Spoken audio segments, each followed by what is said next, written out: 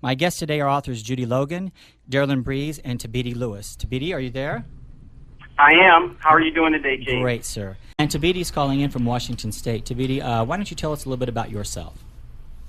Well, I am currently the Associate Chair of English and an Associate Professor of English and American Studies at Washington State University, Vancouver. And I myself publish widely in the areas of African American literature, African American studies, and race and sport. And I teach about literature and sport. I'm from St. Louis, Missouri, and when I lived there, I used to write a weekly column in one of the local newspapers. And I've written over the years for many different newspapers and magazines, such as The Source magazine, Crisis magazine, News One. And I've also done some work delivering cultural commentaries for some of the local Portland radio stations. And I used to have a radio station I know, yeah.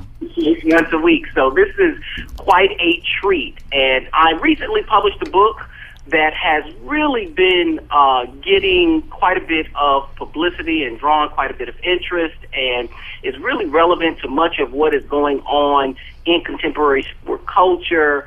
The title of the book is called Ballers of the New School, Race and Sport in America, Third World Press. And I have a website that's tied to that, which is www.ballersoftheNewSchool.com. So this book deals with dynamics of race and sport in American culture, trying to sort of look at contemporary athletes within the context of the influence of hip-hop culture and engaging these notions of post-race America. Right. And I'm using the book to engage race in America because, people don't feel comfortable discussing this topic, but right. It inundates our society. So that's the gist of me. Well, you've written for several newspapers and magazines. In fact, you wrote for The Source magazine, Crisis magazine, News One, the St. Louis American, and the St. Louis Post-Dispatch, and then Oregon Humanities magazine, and is that Oregonian? The Oregonian, yeah. Oregonian, okay. So Correct. You definitely have experience in this field. A little bit. How do you format your work, and who do you present it to? Thabiti, I'm going to start with you. Yeah, I like that question because, I teach often creative nonfiction courses, but just my own career.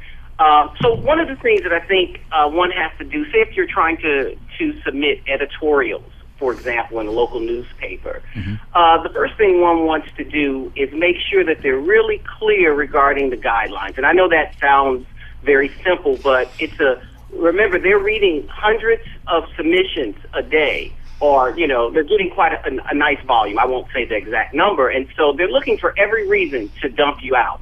Okay. One of the other things that I look to do is, say for an editorial pieces, it sounds obvious, but this notion of looking for really kind of unique topical issues. One thing I was thinking about myself last week was, I'd be nice to write a piece looking at the upcoming 4th of July and what kind of angle could I use. And I was going to examine an essay written by Thurgood Marshall and Frederick Douglass's What to the American Slave is the 4th of July, and situate that through the context of the 4th of July. And maybe it flies, so you want to think about contemporary issues. But if they select electronic submissions or hard copy submissions, you have to keep in mind that some of them,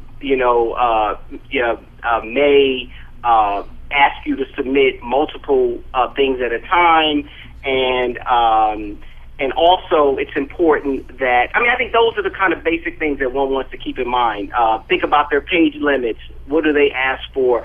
You also should really pay close attention to the kind of content that those different journals or magazines are asking for, because you want to make sure you're really aligning yourself to the type of work that they are dealing with.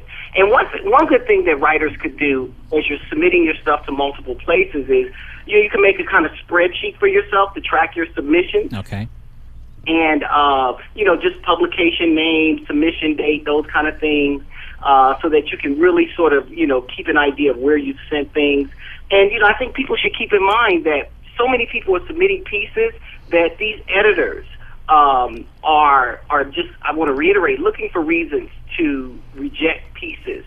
So, well, I think isn't it also important to make sure that you're targeting newspapers and magazines that deal with the articles that you've written? I mean, I would think that's important. You have to definitely research that.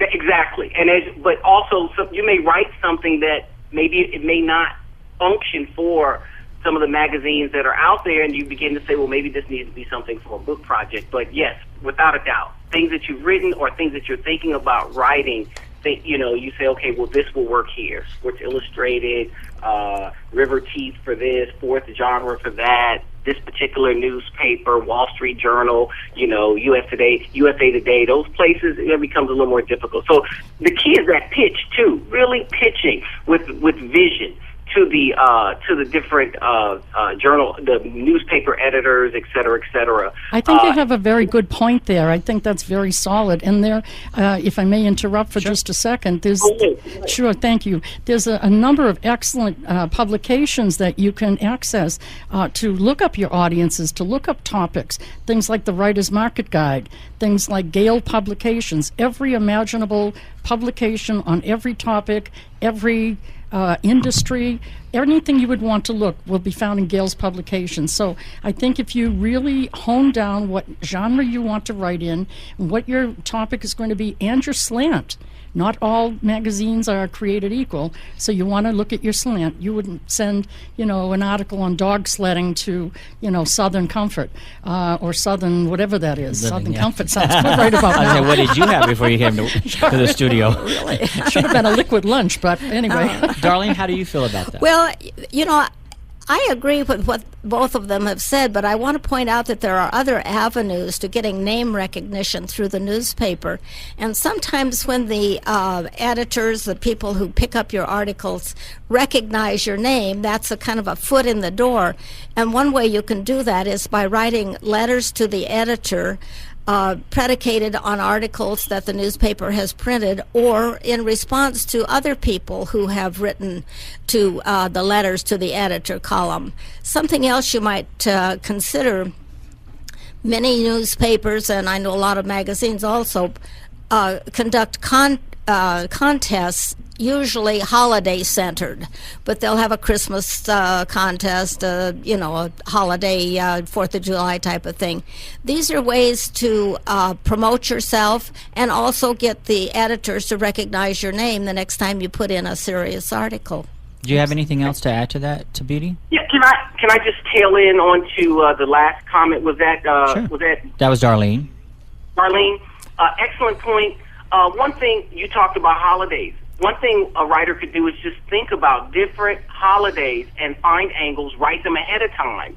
And then as those periods come, perfect times to send out those editorials, as you go along. Well, that's a question I have for all three of you. Do you, and this is for all three of you, so anyone can answer, do you write articles in advance in anticipation of the coming year or whatever? Absolutely. I think most magazines and newspapers that I've dealt with look for a 6-month lead time for any seasonal material. Okay. So if you're going to write something for Mother's Day, you better get it in by August or September of the previous year. Hasn't them? That's true. And I think most of us do that. We do write articles or stories ahead of time in anticipation of somebody wanting that type of story. Mm-hmm. Especially when it comes to the holidays, they're always looking for something to fill in, hopefully to kind of a cushion from some of the bad news that we get all the time.